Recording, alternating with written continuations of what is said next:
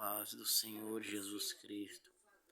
E falar que a palavra de Deus em Tessalonicenses capítulo 1, versículo 2, né? O anticristo e o retorno de Jesus. Caros irmãos, quanto ao retorno do Senhor Jesus Cristo e à nossa reunião com Ele, vos suplicamos que não permitais que o vosso modo de crer seja influenciado, nem fiqueis amedrontados por causa de profecia. Palavra ou carta atribuídos, evidentemente, à vossa autoria, como se o dia do Senhor já tivesse chegado. Não vos deixeis enganar de forma alguma por ninguém, porquanto antes daquele dia virá a apostasia, e então será revelado o homem da iniquidade, o filho da perdição, aquele que se opõe e se exalta acima de tudo que se chama Deus, ou é objeto de adoração, a ponto de se assentar no santuário de Deus, apresentando-se como Deus. Não vos lembreis de que eu costumava compartilhar convosco acerca desses acontecimentos. No entanto, vós sabeis o que eu detenho, o que eu está detendo, nesse momento, para que ele seja manifestado no seu devido tempo. Na realidade, o mistério da iniquidade já está em ação, restando tão somente que seja afastado aquele que agora o detém. Então será plenamente revelado o perverso, a quem o Senhor Jesus matará com o sopro da sua boca.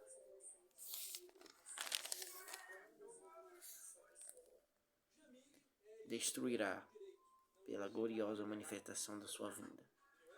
Ora, o aparecimento desse anticristo é de acordo com a ação de Satanás, com todo o poder, com os sinais e com maravilhas ilusórias, e com artimanhas e engano, provenientes da injustiça, para os que estão perecendo, porquanto rejeitarão o amor à verdade, que os poderia salvar.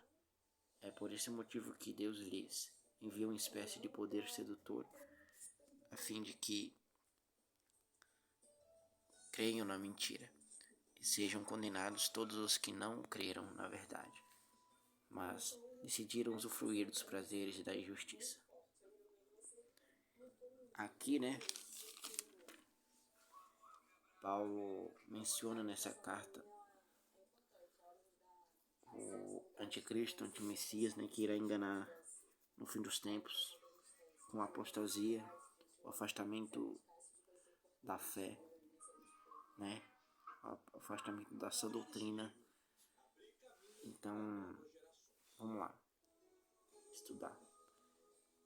Quanto ao retorno do Senhor Jesus, a nossa reunião com Ele, o retorno de Jesus e a nossa reunião, estaremos reunidos.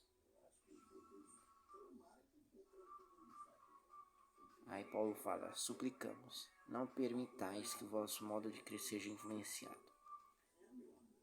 Então, em primeiro lugar, Paulo já dá esse exemplo, essa orientação. Não permita que o vosso modo de crer seja influenciado. Quando o anticristo se manifestar, o que vai acontecer? As pessoas irão rejeitar a fé, em Cristo. Irão seguir doutrinas de demônios, enganadores nos fins dos tempos, e não suportarão essa doutrina. Então Paulo já dá esse primeiro exemplo: não permitais que o vosso modo de crer seja influenciado. Não permitam que seja influenciado. Nem fiqueis amedrontados por causa de profecia, palavra ou quarta atribuídos devidamente à nossa autoria, como se o dia do Senhor já tivesse chegado.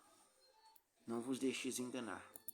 Então Paulo já orienta, Então nos nossos dias de hoje não podemos nos enganar, né? Que não vos deixes enganar de forma alguma, né? Por ninguém, porquanto antes aquele dia virá apostasia, como eu disse, apostasia, afastamento da fé. Então será revelado o homem da iniquidade, o filho da perdição. Vamos estudar o 2 aqui no Bíblia de Estudo. Então, Paulo explica aos Tessalonicenses que, embora a volta de Cristo seja iminente, existem sinais que ainda teriam que se cumprir antes desse maravilhoso e esperado evento. Um desses grandes sinais é a apostasia, literalmente rebelião.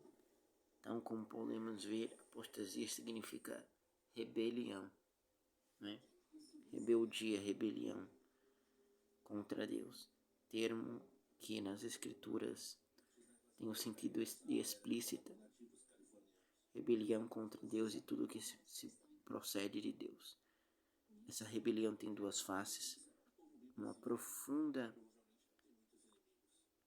e generalizada apatia em relação à fé em Jesus Cristo e à palavra de Deus, seguida de violenta rebelião contra o Senhor e seus seguidores em todo o mundo. João nos esclarece sobre o surgimento de muitos anticristos ao longo da história. 1 João 2,18. Entretanto, esse homem da iniquidade, ou homem do pecado, mencionado por Paulo, ou mesmo em Apocalipse 13, será o pior de todos, o qual será completamente arruinado por Cristo, assim como seu Senhor, o diabo. Então, como podemos ver, né? Uma tremenda apostasia nos últimos tempos. Aquele que se opõe e se exalta acima de tudo que se chama Deus, querendo ser Deus. Então devemos tomar muito cuidado, né? E aqui, Paulo revela que esse anticristo será mais do que um poderoso líder político ou militar mundial. Ele terá prestígio suficiente para reivindicar uma posição acima de todas as religiões e deuses. Ele afirmará ser Deus e fará seus pronunciamentos blasfemos de um edifício físico, qual se chamará de santuário. Então é isso que vai fazer se colocar acima de tudo que se chama Deus, para ser adorado. Então devemos tomar muito cuidado, pessoal, com o engano, né, desse mundo, essas doutrinas, né, que o mundo prega. E não vos lembreis de que costumava compartilhar convosco acerca desses acontecimentos. No entanto, vós sabeis o que está detendo nesse momento para que ele seja manifestado no seu devido tempo. Na realidade, o mistério da iniquidade já está em ação, estando tão somente que seja afastado aquele que agora o detém. No 4, os biblistas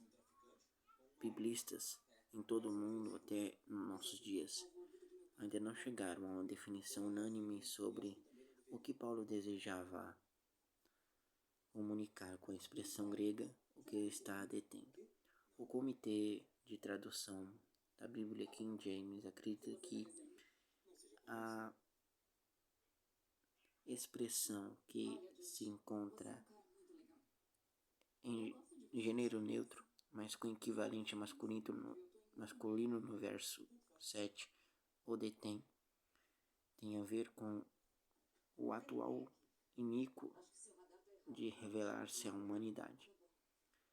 No momento em que a igreja for arrebatada, Satanás e seus anticristos